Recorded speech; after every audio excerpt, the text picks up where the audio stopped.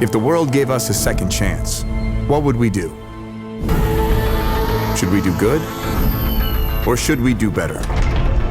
What we do affects the world around us. How it all turns out depends on the choices we make. The world is now on reset.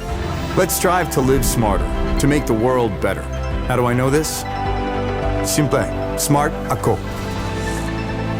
How about you? What are you prepared to do?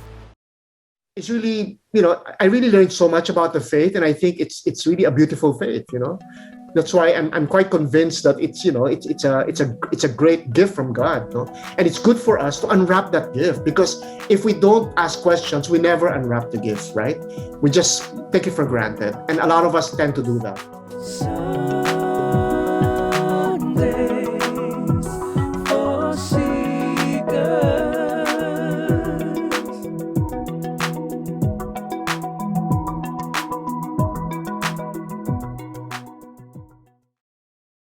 Hello, I'm Jude, and I'm one of your hosts here in Sundays for Seekers.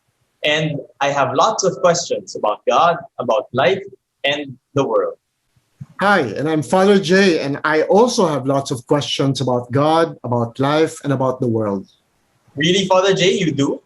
Yes, and that's why we have this podcast for people just like us who have questions about our faith and are looking for answers. Welcome to Sundays for Seekers, for the curious and the thoughtful who want to learn more about the faith. If you do have questions, you found the right place. Join us as we ask our burning questions about God, about life, and about the world. And if we're lucky, who knows? Maybe we'll stumble into some answers. Every Sunday, Pins of Light comes up with a 1-minute homily, something to provoke you into prayer and reflection. Get your weekly Sunday Gospel fix.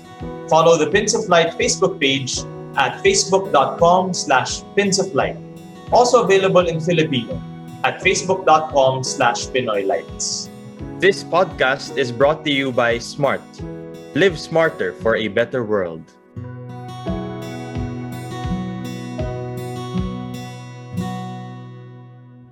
This podcast is all about burning questions. Your burning questions. Burning questions are about things in our faith that you're really curious about, that you've always wanted to ask, but never got around to asking, that may even be causing sleepless nights. Here's your chance to ask them. And we'll try our best to think out loud with you. In this first episode, our first burning question is it even okay to ask questions? Well, growing up in a very devout Catholic family and studying in a Catholic school, I never really found it in myself to ask questions. And I think it's the same for many other people. Just last night, actually, I stumbled upon this Reddit stream, AMA. I'm not sure if you've heard about it. Ask Me Anything. So there are people who really make other people ask them anything. And, that's something that we haven't had the chance or the space to, especially when it comes to the faith, be it at school, at home, or in church, right? It's really just, this is what you need to know. This is our faith. Take it and practice it. So I think really the big question and the burning question that I would like to start with in our podcast is it okay to ask questions, especially when it comes to the faith? Well, Jude, I think that's a great first burning question, because that's exactly what this podcast is all about. When you talk about not getting the chance to ask questions, obviously that's the same case with us. No, the previous generation, my generation, growing up, our teachers just expected us to sort of accept what they were telling us about the faith. And there's value there, obviously, especially if you're a kid. You don't want to be, like asking too many questions, right? It's important to know more or less what people agree on about the faith so that you can learn. But you're right, there's been no space, no opportunity to ask questions. And actually, I think it's necessary to ask questions about the faith, even if we're not used to it. And the reason I say that is that, if we don't ask questions about the faith, we won't really understand too much about the faith, right? If we just accept, it's like we're accepting it, but we're not really owning it. So I think that's a great question. Thinking about that, Father, asking questions really shows interest, right? It shows you how interested somebody is in a topic or even in a person, much like in a relationship that we have, a relationship of be it a mother and a child or a girlfriend and a boyfriend. You really don't just jump into it and accept the other person for who he or she is. You really have to ask questions and get to know that other person more before you're able to say that this is a relationship I will keep and this is a relationship that I value really. And that's a great metaphor, Jude, because faith is really a relationship with God, no? And going back to your metaphor of a relationship with a person, you got to get to know the person. But sometimes we forget that a person is a mystery, right? I mean, we know less about the person than we do. So we really have to get to know that person. Now, when it comes to faith, it's a relationship with God, who is even more of a mystery. No? That's why in faith, we talk about the mysteries of the faith, right? Because, when we say mystery, basically what we mean is that we can understand a little bit about it or about the person. We can explain a little bit about the person, but never completely. So that really applies to persons, right? But all the more it applies to God, because God is supposed to be the ultimate mystery. A person you can see, you can create memories with a person, physically, but with God, you can't do that. So in a relationship with God, questions are important because, as you say, it shows interest. But at the same time, I think questions are like doors. They're like open doors that invite us to a deeper faith. So if God is a mystery, then are you saying also that the doors, these questions that are doors, are practically never ending? Well, I think that's true, even for persons, right? You never really say you've got that person, because that's the time you box a person in, which is a big mistake, right? That's a relationship killer, as we know. When we label a person, say, "Oh, I already know this person. I already know all about. I know exactly what this person's thinking or feeling." That's going to ruin the relationship, as you know. That's the same for God, no? In faith, I think it's important to clarify that we never possess the truth. We only keep pursuing the truth because there's always more to learn about God. And I think that's an important paradigm shift. A lot of us, when we were growing up, we were being taught in catechesis, we just want to memorize the religious facts, right? Like, these are the things we need to believe in. And there's value in that, no? But I think there are always more to learn about God. And that's what's going to keep your faith alive. And that's what kept my faith alive. I think when I grew up and became more mature and I started asking questions, I really became fascinated with our faith. I became fascinated with God. Before, he was like a cardboard God, like a two-dimensional God where, I've been taught everything about him. But when I started asking questions, when I think got the courage to ask, because it takes courage to ask questions, right? When I kind of got the courage to ask questions and I got guidance from my theology professors, it was amazing because I learned so much more about God, and my relationship with him really got deeper. Because the more we know about a person, the stronger the relationship will be, right? The more we understand a person, even if we never completely do, our relationship will also become stronger. I was just going to say, Father, that it really takes courage to ask these questions, right? Because it's not as easy, especially with how our world was set up and how our environment was set up in our Catholic schools and in our schooling years. So I guess the follow-up question to that, and I got me thinking, what or where did you find the courage to ask these questions yourself? That's a great question, but I don't know the answer. I think I was just curious. I remember sitting at Sunday masses, listening to the homilies of the priest, and getting bored to death because I was just hearing the usual formulas. I mean, I've learned all that before, right? And so it's funny, it's ironic because every time I would go to mass, it's like I was endangering my faith. I was always on the verge of losing my faith. So it was really curiosity. And at the same time, I had the good fortune of meeting teachers and professors who were not afraid of questions. I mean, they encouraged us to ask questions. They sort of sent us the signal that it's not a sin to ask a question, because that was what I was thinking, right? Now, it's, if you ask questions, you don't have enough faith, your faith is weak, you're doubting, and that's a mortal sin. You're going to end up in hell. That's kind of like the unconscious thing that I got from my previous education. But with these new teachers and professors, they were encouraging us to think about the faith, no, and ask questions. And I remember one morning, I just it just struck me that I really shouldn't be afraid to ask questions, because our faith is the result of centuries of study, prayer, and reflection of the church, no? And we should have faith in our faith, right? We should have confidence that our faith can withstand questions and can make sense of questions, no? And starting that day, I think that was like a breakthrough moment for me. I said, yeah, I should have faith in my faith. If I believe in my faith, I should believe that that my faith is greater than all the questions I can think of or anyone can think of. And it really began a journey. This is what I was talking about earlier about pursuing the truth. It's a pursuit of the truth. You don't really possess it completely because it's a mystery, right? And you mentioned the environment. That's even more true today. The online environment, the social media environment, it's not conducive for asking questions or thinking critically, right? That's true. Yeah, because the moment you step out of line, quote unquote, you're gonna get bashed, right? So Get canceled. there's a whole, it's like there's a multitude of online critics just waiting to pounce on you, to bash you, to shame you, right? So it's kind of scary to do that in that environment. So a lot of people I know are very hesitant and very reluctant to ask questions or to think critically, So there are really two very strong tendencies today. The first is what I call fundamentalist tendency, and basically it means that you just shut up and believe. You just accept the facts. You don't think about it. You don't evaluate whether it's true or not.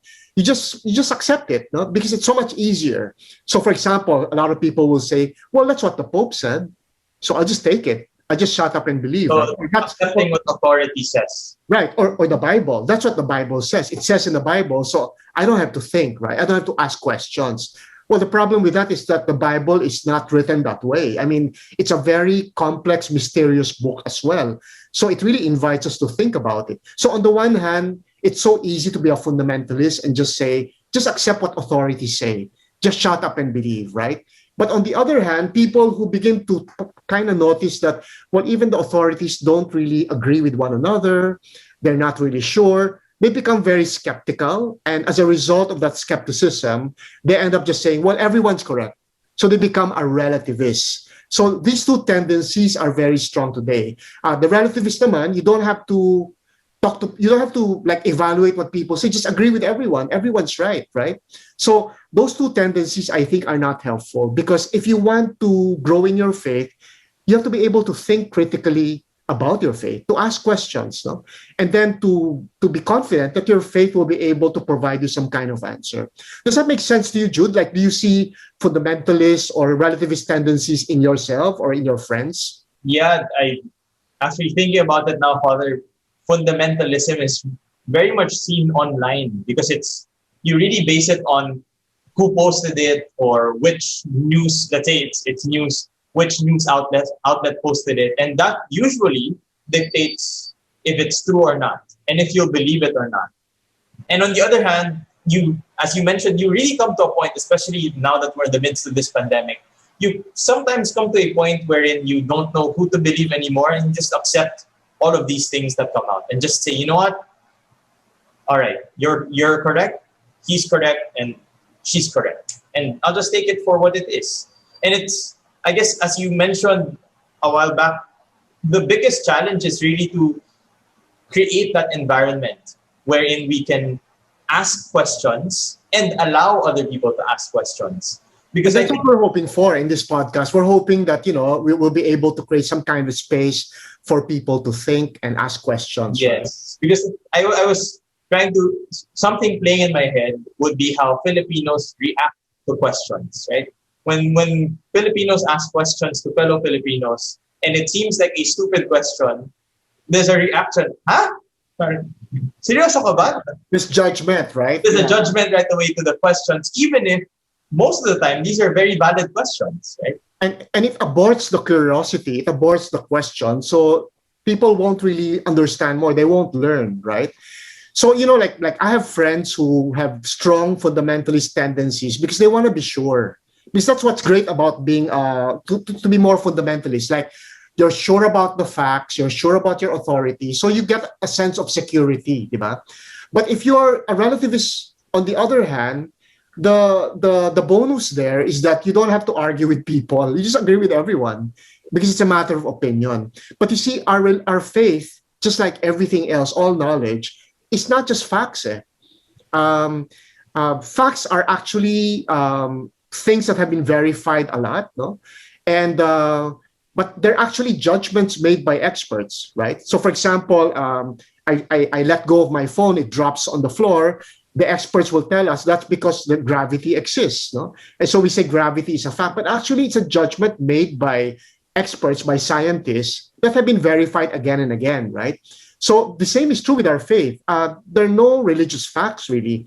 The articles of faith that we talk about at the profession of faith, those are actually judgments made by the experts of our faith, and of course we believe them, right? But on the other hand, if you think faith is just a matter of opinion, that's also not true, because you have to make a judgment about reality. I don't think that's clear, right? Yeah, it's clear, Father. And what struck me there is the importance of really asking questions. Basically, you really have to find it in yourself to ask, to dig deeper, and to seek for answers. Because at the end of the day, if you just accept everything, or if you just accept something from someone or from something of authority, then you're really not getting it for yourself. Meaning, I guess, trying to put one and one together, it won't be yours. It's somebody else's faith, or another person's faith that you adhere to or take for yourself, but it's not really your faith that you don't own for yourself. Yeah, and that's the mark of spiritual maturity, no? Like when we were kids, we tend to be fundamentalists. We just accept what our elders tell us, right? There are three persons in one God. Just shut up and believe, and we accepted it, right? And then when we get to adolescence, we kind of begin to question things, and then we find out about Islam, we find out about Buddhism, we find out about all the other religions. Because they're all the same, But I think to be spiritually mature, you kind of have to make a judgment that all these religions have something good to offer.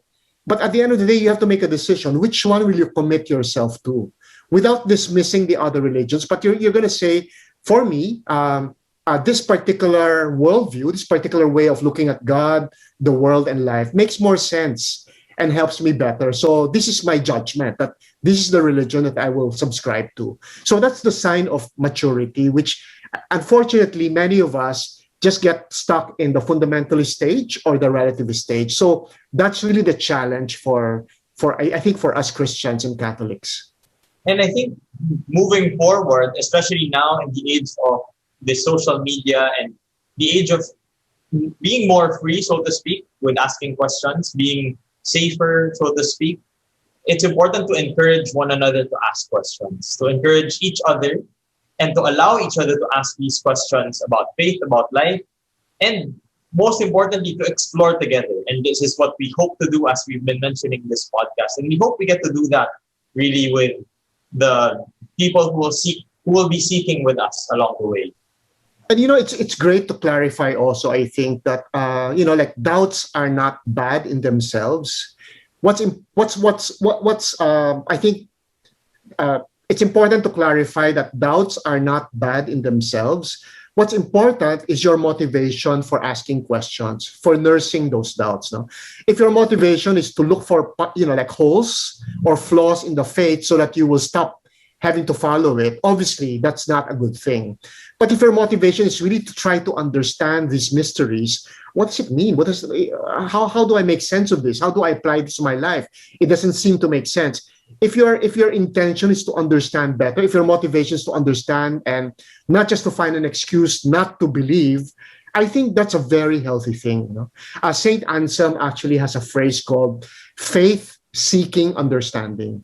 So you already have faith and you want to understand more so that you will have a stronger faith. No, that's the opposite of what most people believe in. Most people believe in understanding seeking faith. They want to understand first before they want to understand completely first before they will believe. No, that's not possible because faith deals with mysteries, right? So I think that's a good spirit for the podcast. Like it's faith seeking understanding. Faith seeking understanding. So we already have something and we just want to really pursue that and understand it better. But Father, what struck me with what you said is that, well, from the burning question that we had, is it okay to ask questions? Yes, definitely it's okay. But what's important is that the motivation to ask your questions is there. Why are you asking these questions? What for? And what do you really want? And as you mentioned, it's really pursuing the truth, not possessing the truth, but pursuing the truth. And it's faith-seeking understanding, not understanding seeking faith. Right, exactly. And I think before we wrap up this episode, I think we should throw a question to our viewers. No? So I was wondering, if they look at themselves, what's the stronger tendency in them? Are they more of a fundamentalist or more of a relativist? We all have these tendencies in us, right? But I think it's good to just sort of question ourselves and say, given my personality, maybe given my childhood, my training, my education, the way I grew up, the people I dealt with, the stronger tendency seems to be either fundamentalist or relativist. If it's fundamentalist, you have you kind of rely on authority a lot. You prefer to rely on authority, and you just want to accept the facts. No? So and there's value there. But if you're a relativist, your tendency is to sort of just be respectful of everyone's opinion, but you end up not making a judgment. You just say everyone's correct, but that won't really be conducive to learning or understanding. So I think that's a good takeaway question for our viewers and listeners. And we're gonna put a poll on our Facebook group just to find out the profile of our viewers and listeners. What do you think? I think that's an interesting question, right, Jude? Yeah, interesting, Father. It got me thinking. Actually, I fell silent thinking about my own tendency. Am I more of a fundamentalist or a relativist? So answer the question. What's your tendency? I'm putting you on the spot here. I know. But there's no right or wrong answer. I mean, there's no judgment.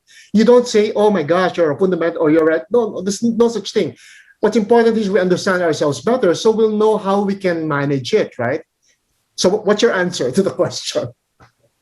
For me, I think my tendency is to be more of a relativist because I'm non-confrontational. I don't like putting other people off too much. So even if I know that they're not correct, I most often than not just keep it with myself and not really seek more or try to debunk, so to speak, what he or she has to say. And I guess on the other hand, I don't see myself too much of a fundamentalist because now is a time, at least in my life, in my own environment, is a time wherein people claim to be their own authority. And they all claim to be correct. So in a sense, I see it to be relativist at the same time if you do believe all of these authority figures in your life. What about you? That's interesting, because if you think you're the sole authority, and a lot of people are like that, you're really a fundamentalist in that sense. No? So it's funny how, online you can really see a lot of those people. No? But you're being a relativist. That's very typical of young people because today tolerance is so important, right? It's important to be politically correct. So, but I just want to point out that being a critical thinker doesn't mean you have to argue with people. Like if you want to keep things to yourself because people are not ready to discuss with you, that's fine. You don't have to spit out your opinion all the time, right? So you can be a critical thinker. You can think that someone is wrong, but you don't have to say so all the time. It's actually okay not to say anything as long as you have made your own decision. That's what makes you a critical thinker. So you don't have. So I hope our viewers and listeners don't get the idea that they have to go around arguing with other people because that's not what we want them to do. We just want them to think and make a decision based on all these possible views, which one would be more correct than others. It's really, I really learned so much about the faith, and I think it's really a beautiful faith. That's why I'm quite convinced that it's a great gift from God, no? And it's good for us to unwrap that gift because if we don't ask questions, we never unwrap the gift, right? We just take it for granted, and a lot of us tend to do that. That's a good metaphor, Father, unwrapping gifts. Because the more we ask, the more we get to see more of that gift that beholds in front of us. Father, there was a question in the Facebook group from the Sundays for Seekers Facebook group that I think aligns with the takeaway question that we have for our viewers and listeners. So the question that we have for them is, again, are you more of a fundamentalist or a relativist? And the question that came up in the Facebook group was about debates, actually. You've already mentioned this in the discussion that we've had.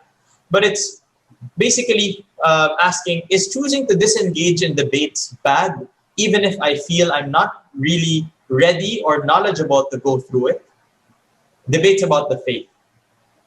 Okay, I think that's a great question. It's really related to what we were talking about. And so I think, when you say debate, again, it depends on the situation, right? If you're entering a debate because you're in opposition to other people, that's never healthy. That's never helpful, no? Because you just want to win the argument, right? If by debate you mean you want to win the argument at all costs, that's not going to be helpful, because you're not going to learn anything, because you're not willing to learn, right? You just want to win the argument. But if you mean a discussion where you're both asking questions, you're both trying to learn, I think that's a very healthy environment, because you're more open.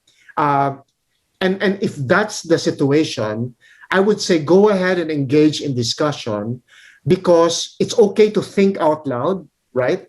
It's okay to make mistakes along the way. You can take back what you said, because wait, that doesn't make sense, right? So maybe we should say it this way. So you're actually together thinking out loud and making sense of the question. So if the problem with the word debate is that it usually means you want to win the argument, and that's never healthy. Like, I remember before, I've had friends who wanted to debate with me about religion, and they belong to another religion, and it's never helpful. You end up fighting, you end up getting hurt, you end up saying, you end up straining the relationship. But if you're in an environment that's safer, and both of you are committed to learning from one another and being open to whatever comes out of the conversation, I think that's a very good sign that you should engage. Otherwise, if you just want to win an argument at all costs, forget it, that's useless, no? Because you'll never convert people. You never will. In my experience, you never convert people. Yeah. So it's really the motivation for discussing and asking these questions. It's not a debate, but rather, hopefully, is more of a discussion as you both try to understand each other better and understand the topic more.